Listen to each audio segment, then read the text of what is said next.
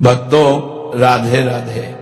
भक्तों, क्या आपने कभी सोचा है कि जब कोई इंसान इस दुनिया से चला जाता है तब उसकी आत्मा आखिर किसे खोजती है?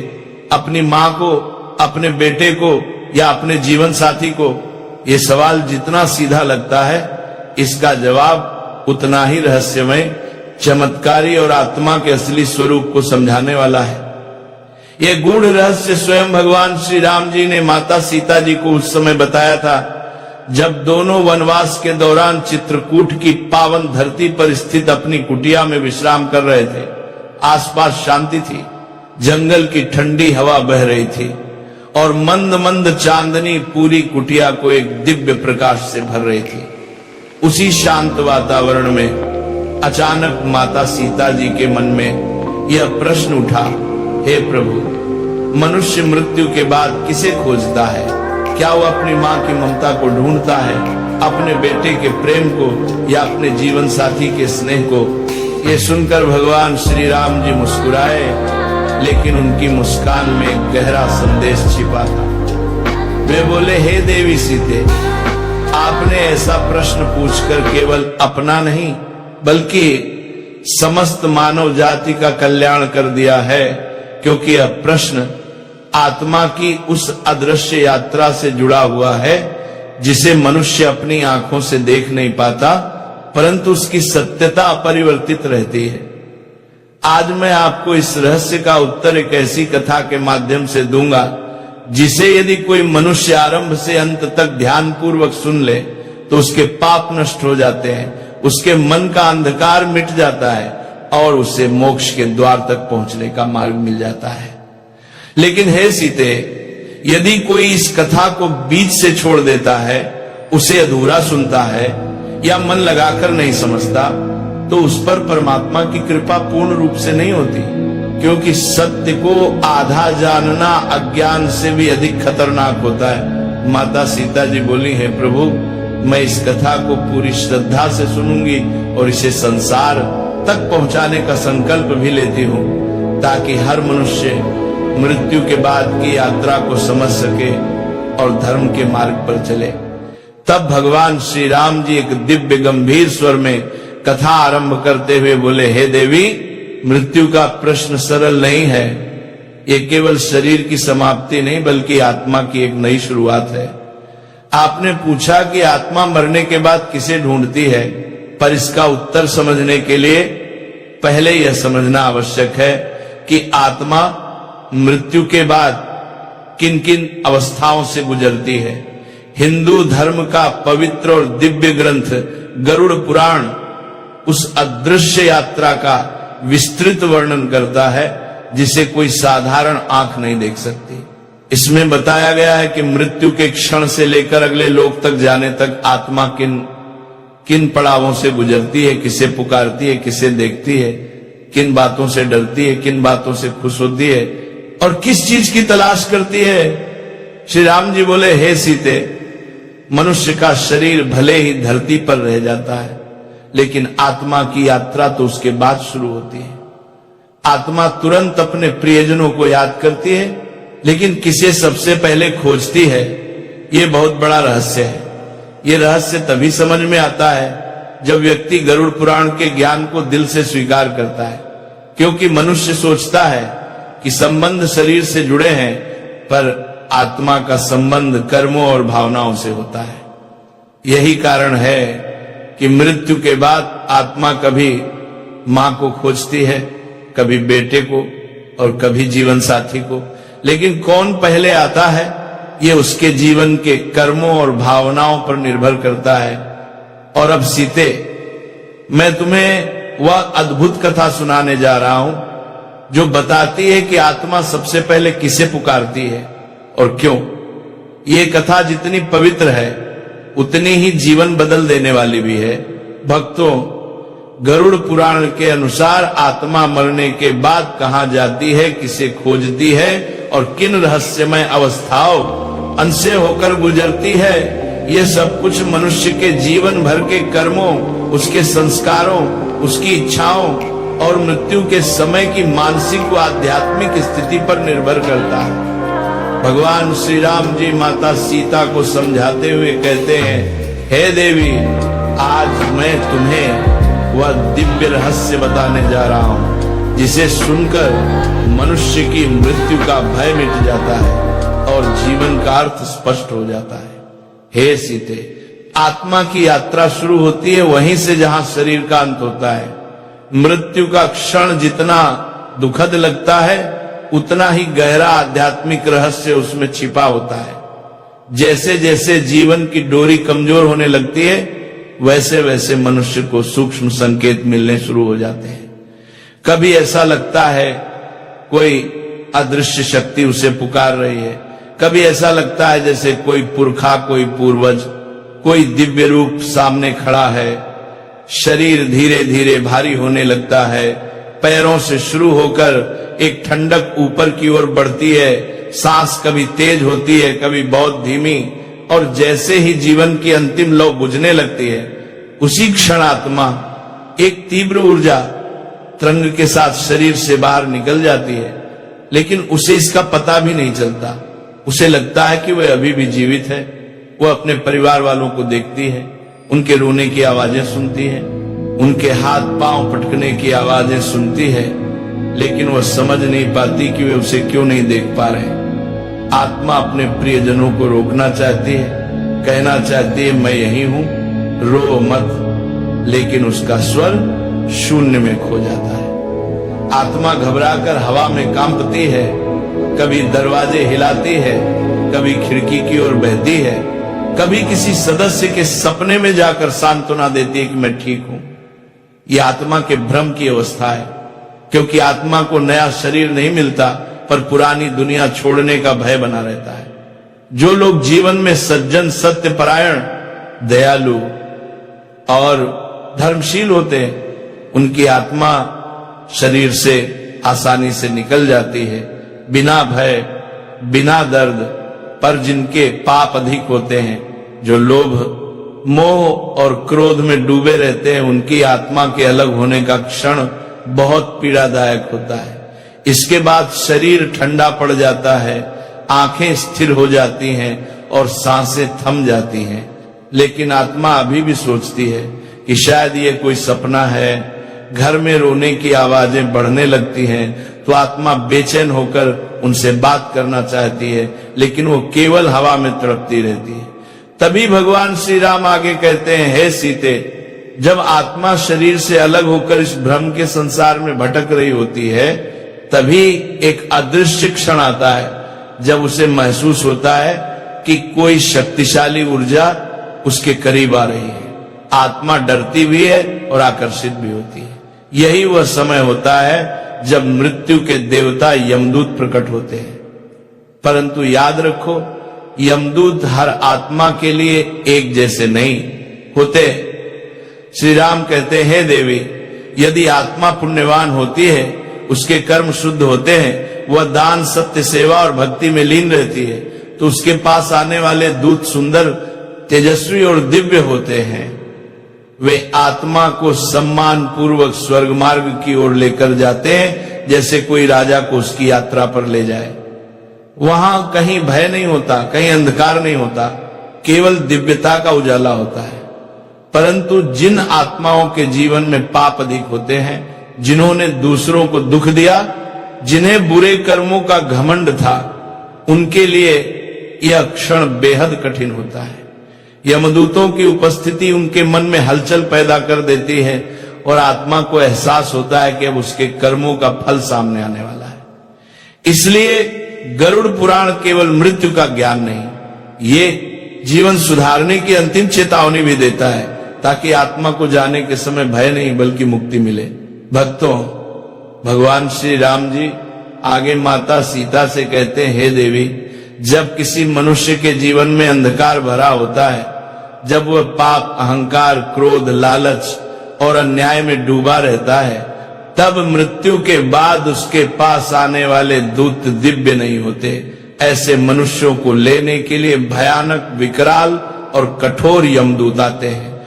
उनके स्वर से आकाश कांप उठता है, उनकी उपस्थिति से आत्मा भय से थरथराने लगती है।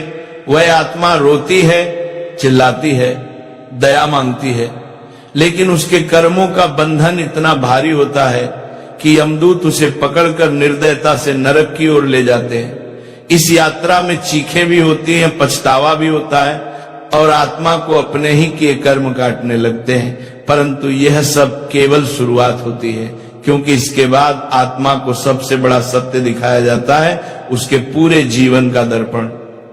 हे देवी, जब आत्मा इस दर्पण के सामने खड़ी होती है, तब एक एक पल, एक एक बात, एक एक कर्म उसे स्पष्ट दिखाई देता है। जो भी पुण्य कर्म उसने किए थे, वे उसकी चेतना में प्रकाश, आनंद, शांति और संतोष की मधुर लहरें भर देते हैं। और जो जो गलतियां उसने की थी, वे उसके भीतर भय, दुख और गहरे पश्चाताप के तूफान खड़े कर देती है। आत्मा समझ जाती है कि कोई भी कर्म व्यर्थ नहीं जाता। तब यमदूत कहते हैं, अब तुम्हारा समय इस धरती पर समाप्त हो चुका है, आगे की यात्रा तुम्हारे ही कर्मों के अनुसार तय होगी। इसके बाद भगवान श्री राम जी कहते हैं, हे सीते, मृत्यु के तुरंत बाद आत्मा की यात्रा समाप्त नहीं हो जाती। गरुड़ पुराण बताता है कि आत्मा मृत्यु के बाद 13 दिनों तक इसी लोक में रहती है, परंतु यह समय सामान्य नहीं होता। पहले 3 दिन आत्मा सबसे अधिक भ्रम में रहती है। उसे लगता है कि वह अभी भी जीवित है। वह अपने घर में घूमती है, परिवार वालों को पुकारती है, उनके पास बैठती है, छूने की कोशिश करती है, पर कोई उसे महसूस नहीं कर पाता। यदि मृत्यु अचानक या दुखद हो तो आत्मा बेचैनी, डर और दर्द से घिरी रहती है। चौथे दिन से आत्मा को धीरे धीरे सत्य का बोध होने लगता है। वह समझने लगती है कि अब वह शरीर का भाग नहीं है। यदि परिवार धार्मिक विधि विधान से क्रियाएं करता है, दीपक जलाए जाते हैं, मंत्र पढ़े जाते हैं, पिंडदान किया जाता है, तो आत्मा को राहत मिलती है, जैसे उसके बोझ धीरे धीरे हल्के हो रहे हो। परंतु जिनकी इच्छाएं अधूरी रह जाती हैं, जिनका मन मोह में अटका होता है, उनकी आत्मा शांत रहती है, इधर उधर भटकती रहती है। कभी सपने में आकर संदेश देती है, कभी घर में हल्की हवा, अचानक सुगंध या दीपक का बुझना जलगना जैसे संकेत छोड़ती है।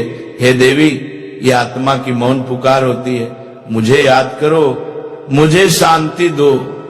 7वें से 10वें दिन तक आत्मा के भीतर एक नई समझ जन्म लेती है।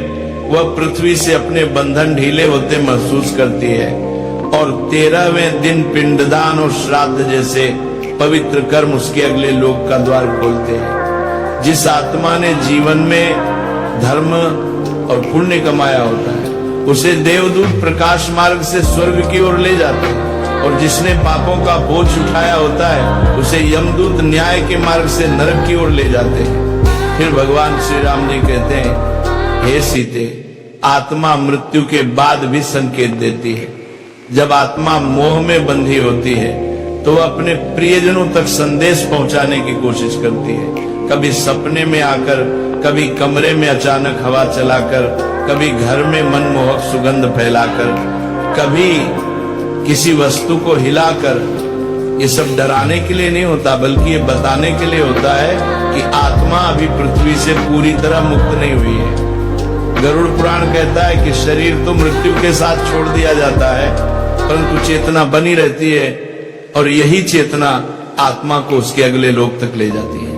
भक्तों, भगवान श्री राम जी माता सीता को आगे समझाते हुए कहते हैं, हे देवी, आत्मा जब देह से अलग हो जाती है, तब वह एक अत्यंत सूक्ष्म अवस्था में प्रवेश करती है, जहां वह अपने परिवार को साफ साफ देख सकती है, उनकी बातें सुन सकती है, उनके रोने धोने को महसूस कर सकती है, लेकिन बोल नहीं पाती, क्योंकि अब उसके पास शरीर के वे साधन नहीं होते जिनसे ध्वनि निकलती है। आत्मा सिर्फ चेतना होती है, न स्वर, न स्पर्श, न देह, केवल अनुभव और ऊर्जा। इसीलिए जब आत्मा की भावना गहरी होती है, जब किसी से उसका प्रेम अधूरा होता है, जब कोई संदेश देना जरूरी होता है, तब वह बिना बोले ही संवाद करना शुरू कर देती है।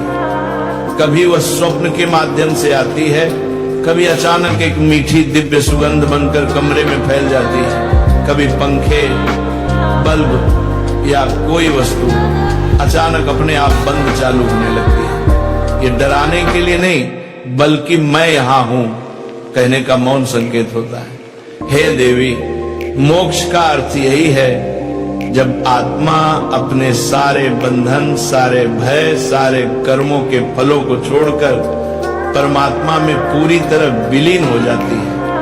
वह फिर न लौटती है, न भटकती है, न संकेत देती है। यह आत्मा की सबसे ऊंची अवस्था है। परंतु जो आत्माएं स्वर्ग या नरक जाती हैं, वे अपने अपने कर्मों का फल भोगती हैं और पृथ्वी के कार्यों में हस्तक्षेप नहीं करती। लेकिन जो आत्माएं अधूरी इच्छाओं में बंध जाती हैं, जो अपने परिवार के लिए चिंता छोड़ नहीं पाती, जो अचानक मृत्यु के कारण भ्रम और पीड़ा में फंस जाती हैं, वे कभी कभी संकेत देकर सहायता चाहती हैं। गरुड़ पुराण बताता है कि हमारे पितृ यानी हमारे पूर्वज पितृलोक में निवास करते हैं। जब वंशज श्रद्धा से पिंडदान और श्राद्ध करते हैं तो पितृ प्रसन्न होकर आशीर्वाद देते हैं, और यदि परिवार पर कोई संकट आने वाला हो, कोई गलती होने वाली हो, कोई दुख सामने हो, तो पितृ आत्माएं स्वप्न में संकेत देती हैं या अंतर्मन में हल्की संकट की चेतावनी देती हैं। बहुत लोग बताते हैं कि जब वे किसी बड़े हादसे से बचे, जब अचानक उन्हें किसी अदृश्य शक्ति का संरक्षण महसूस हुआ, तो वो कोई देवता नहीं बल्कि उनके ही पितरों की आत्माएं थी जो कठिन समय में उनकी रक्षा करती रही। हे देवी सीता, जब घर में श्राद्ध, पिंडदान, हवन या धार्मिक पाठ होता है तो आत्माएं प्रसन्न होकर उस घर में दिव्य ऊर्जा भर देती हैं, मानसिक शांति आती है, भय दूर होता है, घर परिवार में समृद्धि बढ़ती है। आत्माएं केवल स्वप्न में ही नहीं बल्कि विचारों के माध्यम से भी संवाद करती हैं। कभी किसी निर्णय में मन अचानक सही गलत का संकेत दे दे, कभी कोई अनजाना डर रोक दे, कभी कोई मधुर अनुभूति आगे बढ़ा दे। ये सब सूक्ष्म संवाद है जिनमें प्रेम भी छिपा होता है। प्रेम चेतावनी भी और आशीर्वाद भी। भगवान श्री राम जी कहते हैं, हे सीते, आत्माओं को प्रसन्न रखने, उन्हें सम्मान देने और उन्हें शांति देने के लिए मनुष्य को हर वर्ष पितृपक्ष में श्रद्धा और पिंडदान करना चाहिए। गरुड़ पुराण, पितृ स्तोत्र और महामृत्युंजय मंत्र का पाठ करना चाहिए। गरीबों को भोजन और दान देना चाहिए। इससे न सिर्फ पितृ आत्माएं प्रसन्न रहती हैं बल्कि परिवार की रक्षा भी करती हैं। लेकिन हे देवी, जो आत्माएं अत्यधिक अधूरी इच्छाओं में फंसी रहती हैं, जो दुख और मोह में बंधी होती हैं, वे कभी कभी बेचैन और खतरनाक भी हो जाती हैं, और उन्हें शांति दिलाने के लिए विशेष पूजा पाठ, मंत्र जाप और दान की आवश्यकता होती है ताकि उनका कष्ट समाप्त हो जाए और वे अपने अगले लोक की ओर बढ़ सके। भक्तों, भगवान श्री राम जी माता सीता से आगे कहते हैं, हे देवी सीते, क्या कभी आपको ऐसा महसूस हुआ है कि जब जीवन में सब कुछ बिखर रहा होता है, जब रास्ते बंद होने लगते हैं, जब मन निराशा के अंधेरे में डूब जाता है, तभी अचानक किसी अदृश्य शक्ति का हाथ आपको संभाल लेता है? कभी कोई रास्ता अपने आप खुल जाता है, कभी कोई बुरा घटना टल जाती है, कभी कोई सही निर्णय अचानक मन में उतर आता है। हे सीते, ये संयोग नहीं होता, ये हमारे पूर्वजों की आत्माओं का मार्गदर्शन होता है। कभी परमात्मा का संकेत होता है तो कभी हमारे अपने अच्छे कर्मों की उजली छाया होती है। इन्हीं दिव्य संकेतों के बाद भगवान श्री राम जी आत्मा के सबसे गहरे प्रश्न पर बात करते हैं। हे देवी, मनुष्य मरने के बाद आत्मा किसे खोजती है? अपनी माँ को, अपने बेटे को, अपने पति को या अपनी पत्नी को? ये प्रश्न जितना भावुक है उतना ही रहस्य और आध्यात्मिक गहराई से भरा हुआ है। गरुड़ पुराण, ब्रह्म वैवर्त पुराण और कई संतों की वाणी में इसका उत्तर मिलता है। आत्मा शरीर छोड़ने के बाद सबसे पहले उसी संबंध को खोजती है जिसके साथ उसका सबसे गहरा मोह होता है। ध्यान रहे, ये मोह रिश्ते के नाम से नहीं बल्कि भावना की गहराई से जुड़ा होता है। यदि किसी व्यक्ति का अपनी मां से अत्यंत प्रेम था अधूरा गहरा भावनात्मक तो आत्मा सबसे पहले मां को ही खोजती है, चाहे मां जीवित हो या दिवंगत। यदि जीवन भर किसी संतान के प्रति चिंता, लगाव या अधूरी जिम्मेदारी रही हो तो आत्मा अपने बच्चे के आसपास भटकती है, कभी स्वप्न में आती है, कभी हवा के रूप में स्पर्श देती है, कभी घर में उपस्थिति का आभास कराती है। यदि पति पत्नी के बीच प्रेम अधूरा रह गया हो, अचानक मृत्यु ने उन्हें अलग कर दिया हो, तो आत्मा अपने प्रिय जीवन साथी को खोजती रहती है, उसकी पीड़ा को महसूस करती है, उसके दुख में साथ होती है। आत्मा न नाम से पहचानी जाती है न रूप से, वह केवल भावनाओं, संस्कारों और अधूरी इच्छाओं की ऊर्जा होती है। जहां प्रेम गहरा होता है, जहां पीड़ा अधूरी होती है, जहां किसी बात का बंधन टूटता नहीं, आत्मा वहीं खींची चली जाती है। हे सीते, इसे एक उदाहरण से समझो। एक मां जो अपने छोटे बच्चे को दुनिया में छोड़कर चली गई, वो आत्मा बार बार उसके सपनों में आती है, उसकी रक्षा करती है, उसे संकेत देती है कि मैं यहीं हूं, चिंतित मत हो। एक पत्नी जो असमय मृत्यु से पति को छोड़कर चली गई, उसकी आत्मा पति की अकेलेपन की पीड़ा को महसूस करती है और कभी कभी उसे सांत्वना देने के लिए स्वप्न में प्रकट होती है। एक वृद्ध व्यक्ति जो जीवन भर मां की ममता तरसता रहा, उसकी आत्मा मृत्यु के बाद भी उसी ममता को खोजती है। इस प्रकार आत्मा मां, बेटा, पति, पत्नी, इनमें से किसी भी रूप में उसी को खोजती है जिसके साथ उसका सबसे गहरा भावनात्मक बंधन रहा हो। जहां प्रेम सच्चा होता है, जहां संबंध अधूरा होता है, जहां मन का दर्द दबा होता है, आत्मा वहीं खींची जाती है। भक्तों, अंत में भगवान श्री राम जी कहते हैं, हे देवी सीते, आज जो रहस्य आपने सुना, यदि इसने आपके हृदय को छुआ है, यदि इससे आपके मन में ईश्वर के प्रति श्रद्धा और आत्मा के प्रति समझ बढ़ी है, तो इसे अपने परिवार, अपने मित्रों, अपने प्रियजनों तक पहुंचाना ही इस ज्ञान का सच्चा फल है। क्योंकि यह ज्ञान केवल कहानी नहीं, बल्कि मानव जाति के कल्याण का द्वार है। आत्मा के इस रहस्य को जो भी सच्चे मन से समझ लेता है, उसके जीवन से भय मिट जाता है, भ्रम दूर हो जाता है और मोक्ष का मार्ग स्पष्ट होने लगता है। हे भक्तों, इसी के साथ यह दिव्य कथा समाप्त होती है, पर इसका प्रभाव आपके जीवन पर अभी से शुरू हो चुका है। यह ज्ञान आपके भीतर प्रकाश जगाए, शांति दे और आपके मार्ग को आलोकित करे।